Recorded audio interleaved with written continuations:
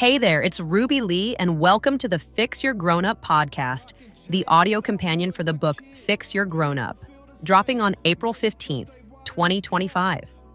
This show is your toolkit for reclaiming your inner spark and transforming your life.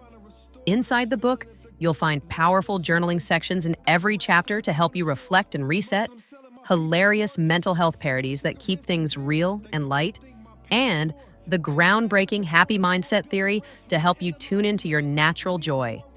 If you love a structured approach with a dash of humor, think clear strategy mixed with some playful insights, you're in the right place. For more details and to grab your copy, head over to www.drtuepenz.com. Let's fix our grown-ups and get our happy on.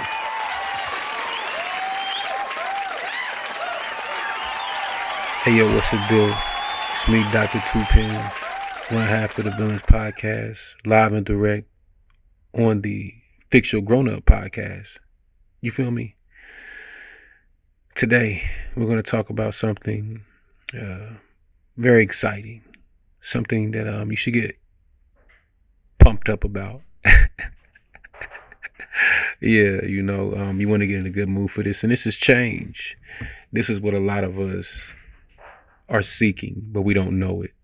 This is what a lot of us need, but may not fully realize it. So, today we want to talk about change and how it's just a natural part of growth. In order to grow, things must change. If you want to get taller, well, your bones and your limbs and your body's going to have to get, it's going to have to grow. So that's how it works. You want to have long hair, your hair will have to grow, so on and so forth.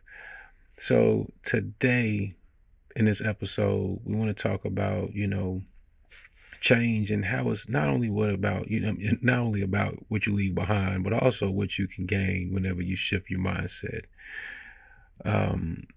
Change. In the book Fix Your Grown Up, I came up with a different way to look at it, and I looked at it with a little playful twist, like money. Of course, change, is considered money.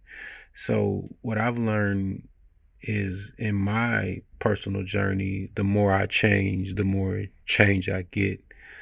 So, that's why I encourage people to change, and that's why I compare it to money. Change is transactional.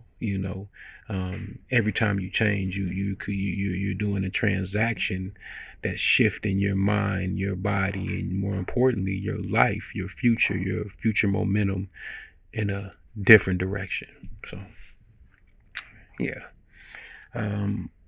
Another thing we want to talk about when it comes to change, how to change, some of the things that you may want to change. Here's a great recommendation, and it's to change your routine, your daily routine. You might need to do a daily routine overhaul, meaning you might need to just scrap it all.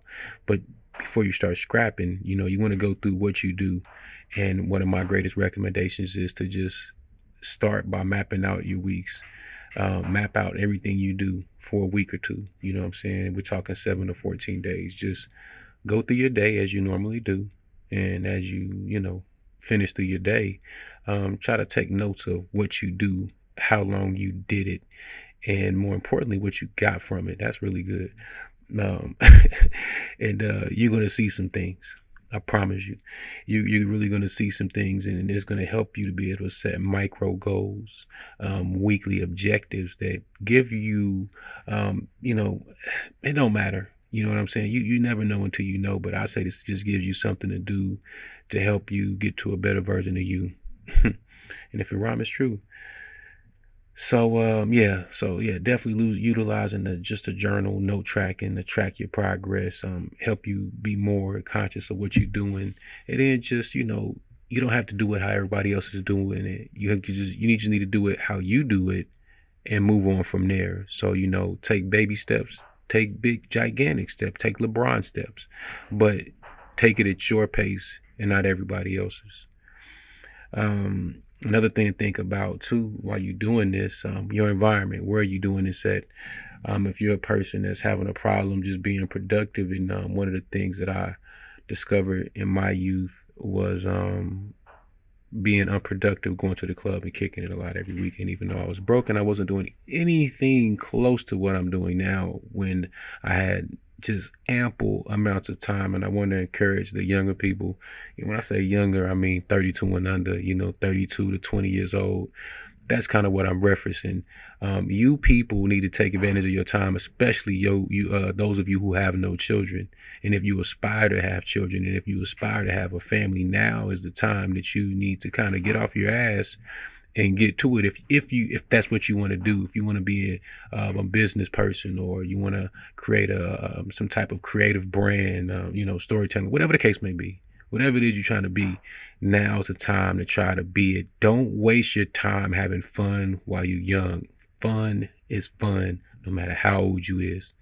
But it's hard to have fun when you're older and you're broke.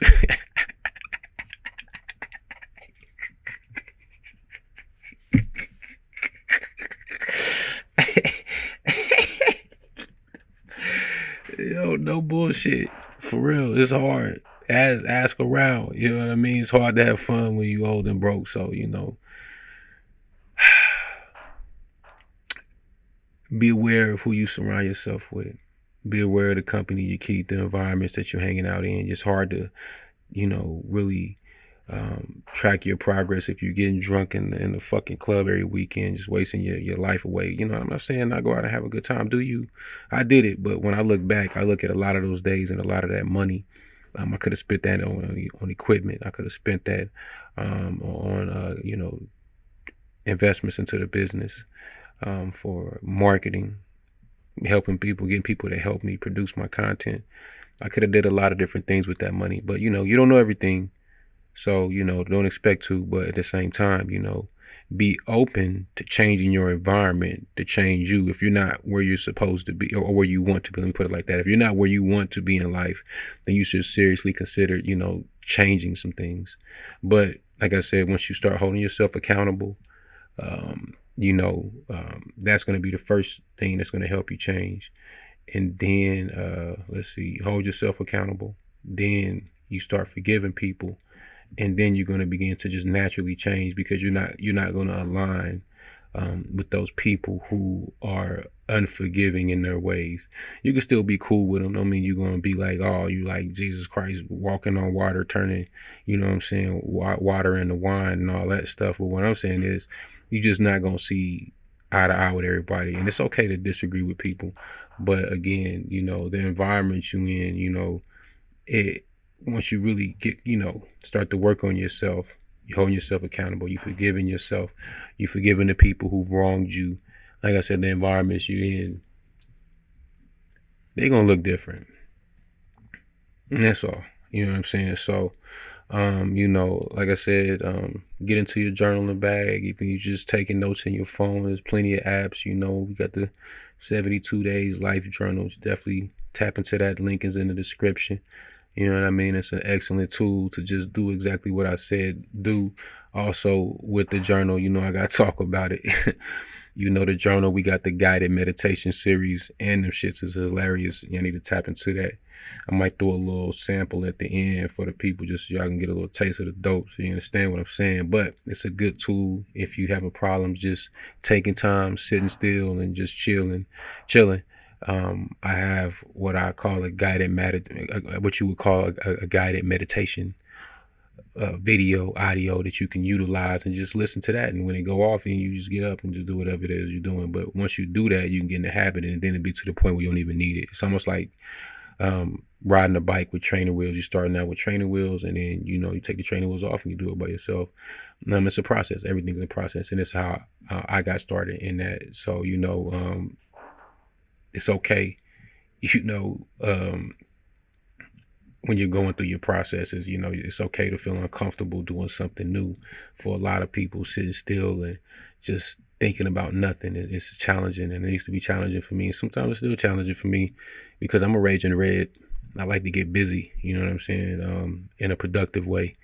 If I wasn't working on this, I'd be working on something else. And if I had nothing else to do, I would probably be building stuff from scratch, a bunch of wood and stuff like that. So, that's a tangent. And that's all I got. Thank you for listening to the Fix Your Grown Up podcast. And as always, be happy, live your life like a Mark Buster. And, one book to change one mind, One mind to change a generation. I almost said some cuss words. Let me get out of here. Let's see what Ruby Lee got for y'all. Thank you for joining us today on the Fix Your Grown Up podcast. I hope you found a clear path toward letting go of that anger. Now, before we wrap up, let's take a moment to talk about something we call B2K syndrome. Think about that one guy you know, the one who's charming, talented, and always juggling 3 or 4 situationships at once. That's B2K syndrome in action. He's chasing validation, leaving a trail of broken hearts, and maybe even a few unexpected baby showers in his wake. Here's the real truth. True strength isn't measured by how many people you can impress. It's about how many lives you can genuinely uplift. So, stay accountable, keep forgiving, and remember that your worth is defined by the positive impact you have on others. I'm excited for our next conversation. Until then, keep taking action toward your better self. See you next time. Trying to restore the feeling if the good Lord is willing. Arabs at the corner store, Muslims selling my people pork, single cigarettes and beer, they probably think my people poor. Arabs at the corner store built a restaurant and a laundromat. We ain't poor, we pay for that.